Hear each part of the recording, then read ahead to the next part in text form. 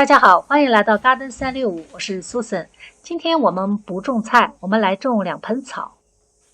养猫的朋友，您是否注意到了，我们的猫咪啊，喜欢在户外的草地上或者是草丛里吃草。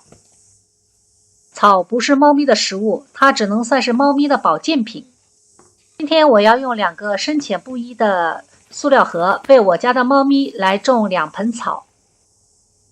种子呢，我是在邦宁斯卖种子的地方买的。除了猫草呢，还有猫薄荷。看来这2种是猫最喜欢吃的。种草最简单了，我们不需要加底肥，也不需要追肥，只要用营养土就可以了。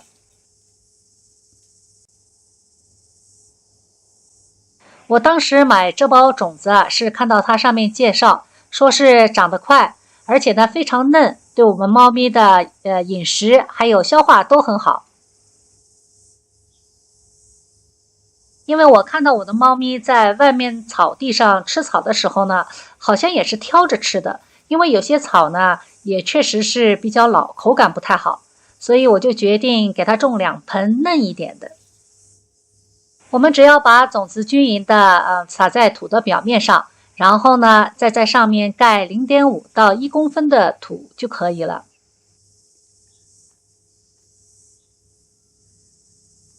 接下来呢，我们也很好照顾，只要浇水就可以了。而且我这个2个容器啊，下面是没有打洞的。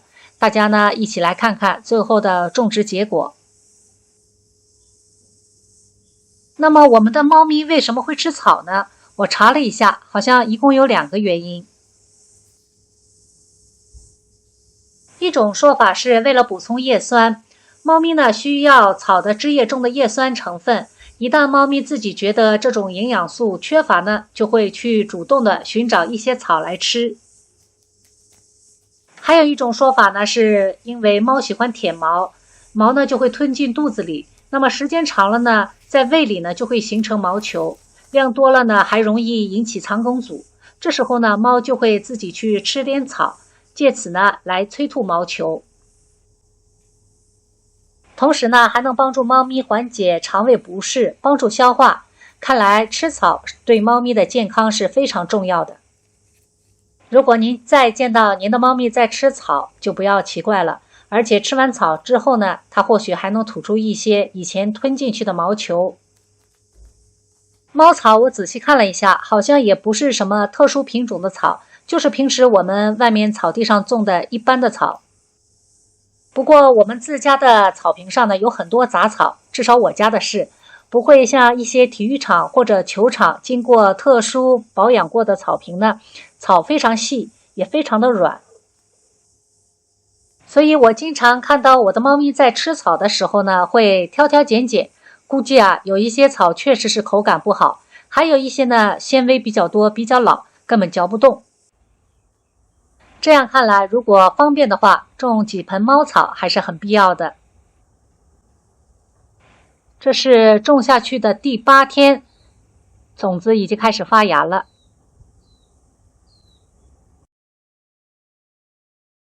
这是第10天，每天我都会给草浇1次水。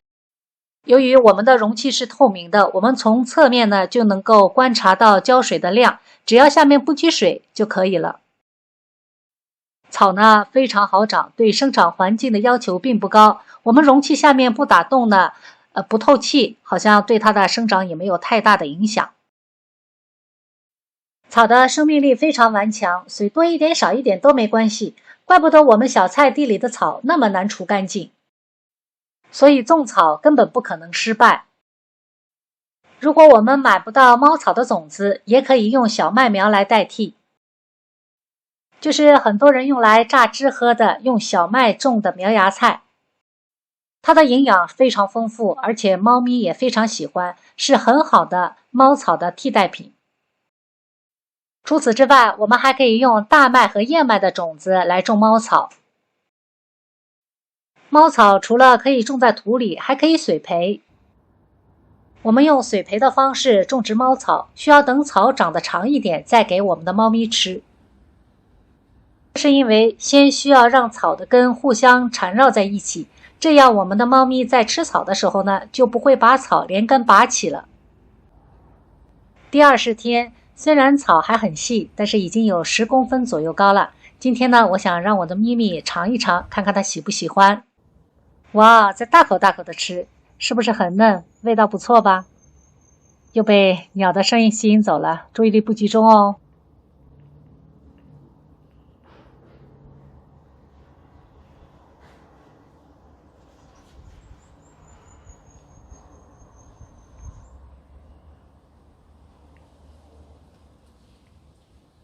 这根草的草根被拔出来了，再过几天呢，草根扎的再深一点，就不会有这种问题了。这就是为什么，如果我们是水培的话呢，就要等草长得再高一些，再给我们的猫咪吃，要不然我们的草根都会被它全部拔出来。脸都贴进去了。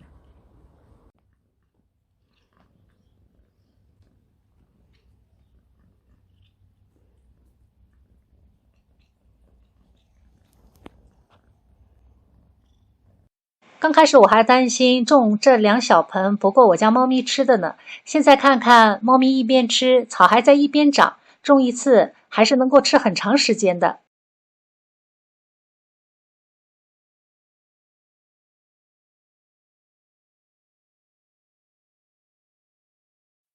而且种猫草呢，对容器也不挑，不管是什么材质的，深点浅点，有洞没洞，透不透气都可以。这样我们的选择性就多了，我们可以选择一个漂亮点的容器，种一盆绿油油的猫草，既可以当做一个小盆景，又可以让我们的猫咪食用，真可谓是一举两得。而且我们自己给猫咪种草呢，猫咪吃起来我们也放心，它就不用到外面去自己找野草吃了。如果您家里也有猫咪，可以尝试着种2盆猫草，简单、快速、有趣，还可以和您的猫咪有更多的互动。这些呢，就是我今天的分享，希望您能够喜欢，也希望您的猫咪呢能够健健康康的成长。同时别忘了订阅我的频道，谢谢大家的收看，我们下期再见。